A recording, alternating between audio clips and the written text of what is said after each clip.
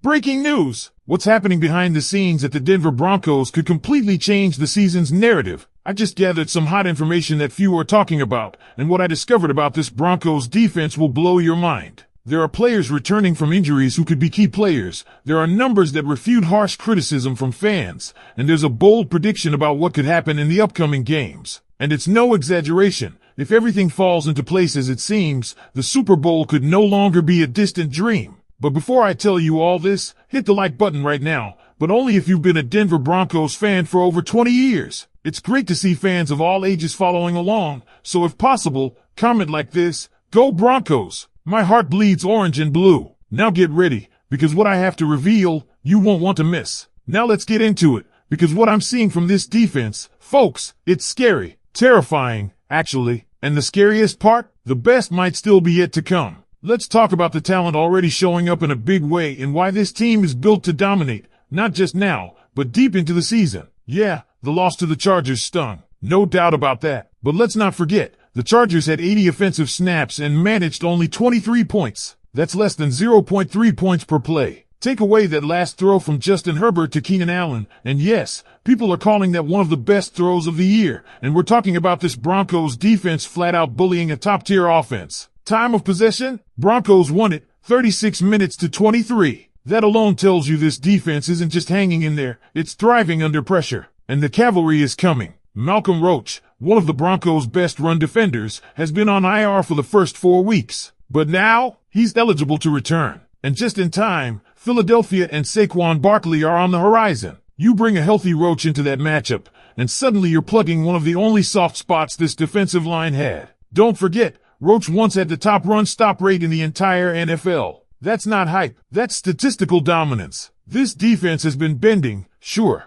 but breaking? Not even close. Second in red zone defense. That's elite, especially when you remember the quality of the teams they've already faced. First, the Titans, whose offensive line was so hyped in the pregame that every analyst was calling it a fortress. Denver cracked it. Then came the Colts, statistically the third best offensive line in the league. After that, the Chargers, fourth best. These aren't bottom feeder teams with patchwork O-lines. These are powerhouses, and Denver's defense dismantled them. How? 2 words: edge rushers. I'm telling you right now, this pass rush is shaping up to be the best we've seen in Denver since Von Miller and DeMarcus Ware. Are they at that level yet? No, but we've got something brewing that should make every Broncos fan excited. According to Zach Sagers, this team is the only one in the entire NFL with multiple edge rushers in the top 7. Jonathan Cooper is winning 26% of his pass rushes. Nick Benito, 25%. You're thrilled to have one guy at that level. We've got 2, and it gets better. We've got 4 edge defenders ranked in the top 35 in win rate. That's not depth. That's an arsenal. Benito, Cooper, Ellis, and Dondre Tillman are turning offensive tackles into revolving doors. If you had 3 of these guys, you'd mortgage the house on a playoff run. With 4, this is wild. This is something special. And remember, they're doing this against elite offensive lines. That makes it even more impressive. It's not just about the wins. It's about who you're winning against. Statistically, Benito and Cooper are among the fastest,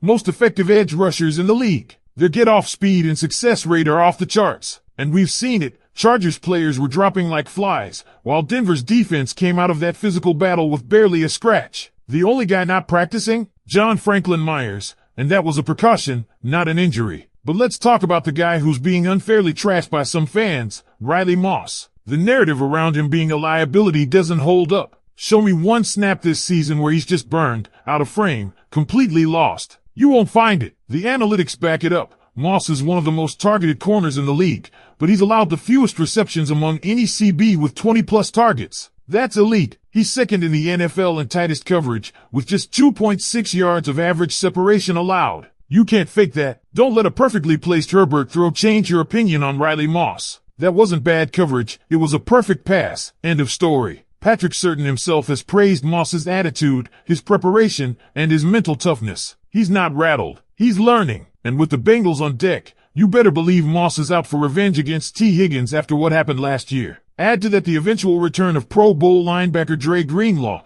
and suddenly you're looking at a defense with top-tier talent at every level, the best edge group in football, the best corner in the game in Pat Surtain, the stingiest run defender returning in Malcolm Roach, and one of the most promising young DBs in Moss. That's not just good. That's Super Bowl caliber. And don't sleep on the offense. Sean Payton's approach with the rotating personnel packages might look chaotic, but the analytics tell a different story. The most successful offenses in the league, Packers, Bills, Colts, they're all doing it. Frequent substitutions, varied looks. It's not hurting Bo Nix, it's actually helping him. The idea that keeping the same guys in the huddle would make the offense more consistent is just not backed by data. The least diverse offenses are struggling. Payton's adapting, and it's working. Because I'm not done yet, not even close. If you think this Denver Broncos defense has peaked, think again. What we're seeing is the foundation of something dangerous being built, and the ceiling is even higher than what we've seen so far. Let's go deeper into what's coming up on the schedule. One of the biggest reasons I'm excited is because, simply put,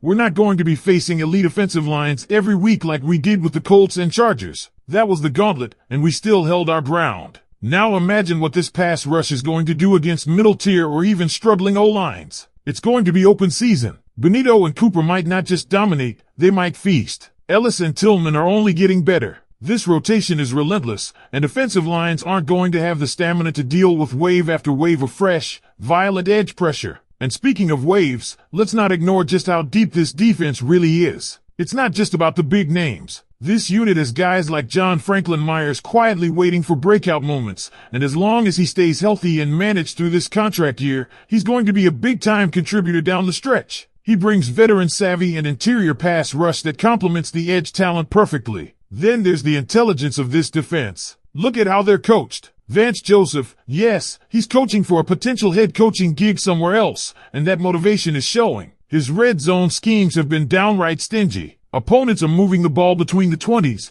but once they get inside that red zone, it's like running into a wall. That's not luck. That's high-level game planning and execution. And it's exactly what wins games late in the year when every yard counts. Now think about pairing all of this with a returning Dre Greenlaw. You want to talk about speed, sideline-to-sideline ability, toughness in the run game, and reliability in coverage? Greenlaw gives you all of it. He's the type of linebacker who erases tight ends and running backs in the flat. That kind of player allows the secondary to tighten up even more and gives the front line the freedom to pin their ears back and attack. Which brings me to the secondary, specifically, Pat Certain. There's a reason his name is whispered alongside the best in the league. The dude erases top wideouts. Period. He's not flashy on camera because quarterbacks don't even try him anymore. They're throwing elsewhere, and that elsewhere is often Riley Moss. But as we already broke down, Moss is stepping up in a big way. His analytics are elite. Tight coverage, minimal separation, fewest receptions allowed among any corner targeted 20-plus times. It's not just eye test, it's math. And here's the scary thing.